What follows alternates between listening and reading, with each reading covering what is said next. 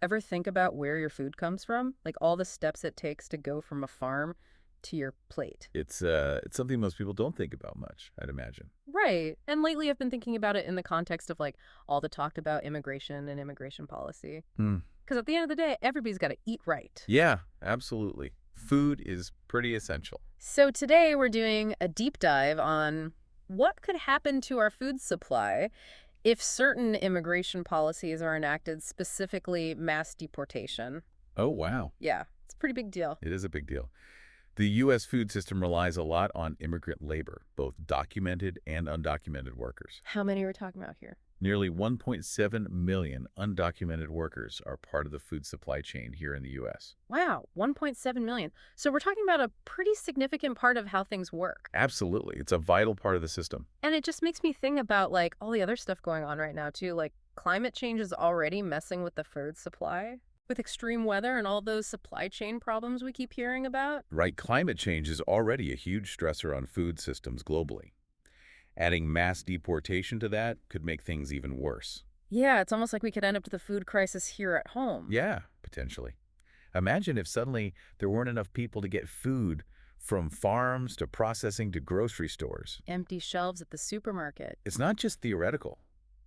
It could really disrupt the entire system we rely on for food. And that's exactly what this Grist article we're looking at today gets into. Okay. Like they lay out how important immigrant workers are at every stage of the food supply chain. Yeah, and it's not just one type of job either. Right. It's planting and harvesting and working in processing plants, Yeah. often in really tough conditions. And I imagine these are jobs that most American citizens aren't lining up to do. Exactly.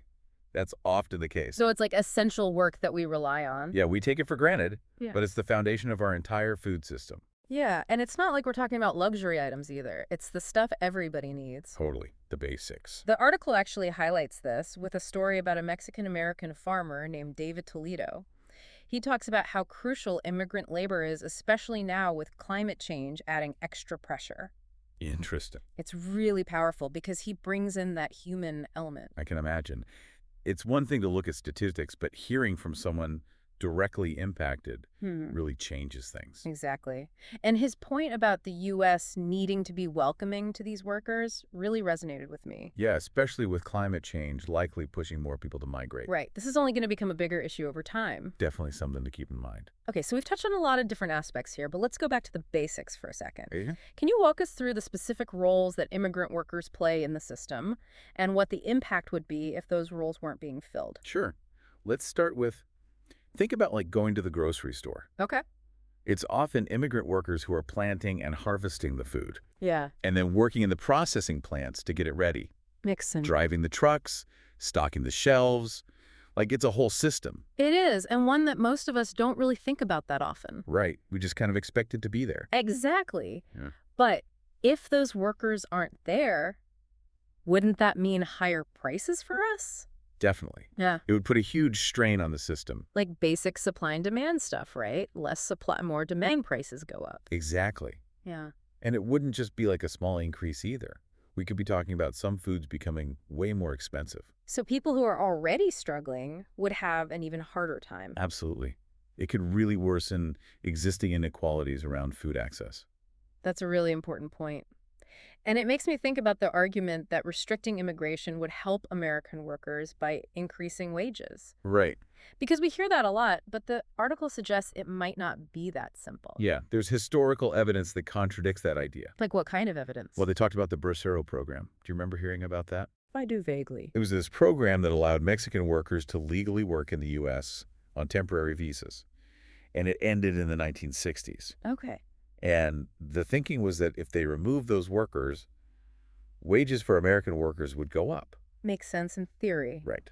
But that's not what happened. So what went wrong? Basically, agriculture requires a lot of labor, and a lot of American workers just weren't willing to do those jobs. Even for more money. Yeah, even for higher pay. Mm. It's really demanding work. Wow.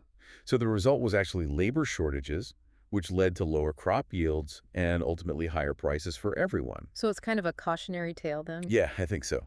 Yeah. It shows how complex these issues are and how our actions can have unintended consequences. It seems like there's this disconnect between how people talk about immigration and what's actually happening on the ground. For sure. Like, it's easy to talk about economics in the abstract, but we're really talking about real people's lives here. Absolutely. We Yeah. can't forget the human side of this. And we haven't even talked that much about the human cost of deportation itself. Like, the article mentions families being separated and the fear that creates. Yeah, it's heartbreaking to think about. It's easy to get caught up in all the numbers and the economic side of things. Yeah. But we can't forget about the actual people being impacted. Right, like the families that could be separated. Imagine the fear and uncertainty of not knowing if you'll be able to stay together. Yeah, that must be incredibly difficult. The thought of being separated from your loved ones. It's one of the most heartbreaking parts of this whole issue, the human cost. Absolutely.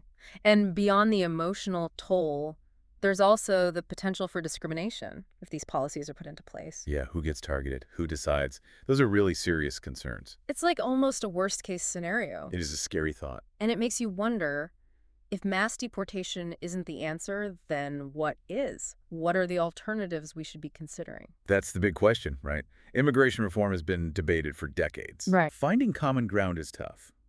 But one thing's for sure.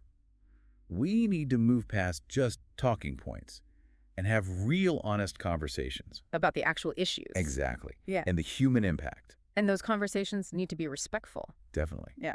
We have to acknowledge the contributions that immigrants make. To the economy, to our communities, like we were talking about earlier. Exactly. Even to our dinner plates. Yeah. We need solutions that are humane and address why people migrate in the first place. Things like poverty and violence. And climate change. That's a huge factor that's only going to become more significant. This deep dive has been really eye-opening. It is a lot to take in. We started with a simple question about where our food comes from. Right. And we ended up uncovering all these interconnected issues. Mhm. Economics, labor, immigration, climate change. It shows how complex the world is and how our choices have these ripple effects. Yeah, it's definitely a lot to think about, but it's important to think about. Absolutely. Yeah. We can't just ignore these issues. So where do we go from here? What can people listening do to learn more and make a difference? I'd say the most important thing is to stay informed. Okay. Seek out different perspectives, have those tough conversations, and support organizations working toward a more just and compassionate immigration system. Because at the end of the day, it's about people. Exactly. This has been a really heavy topic, but hopefully it's gotten everyone thinking a bit more deeply about these issues. Thanks for joining us for this deep dive. Thanks for having me.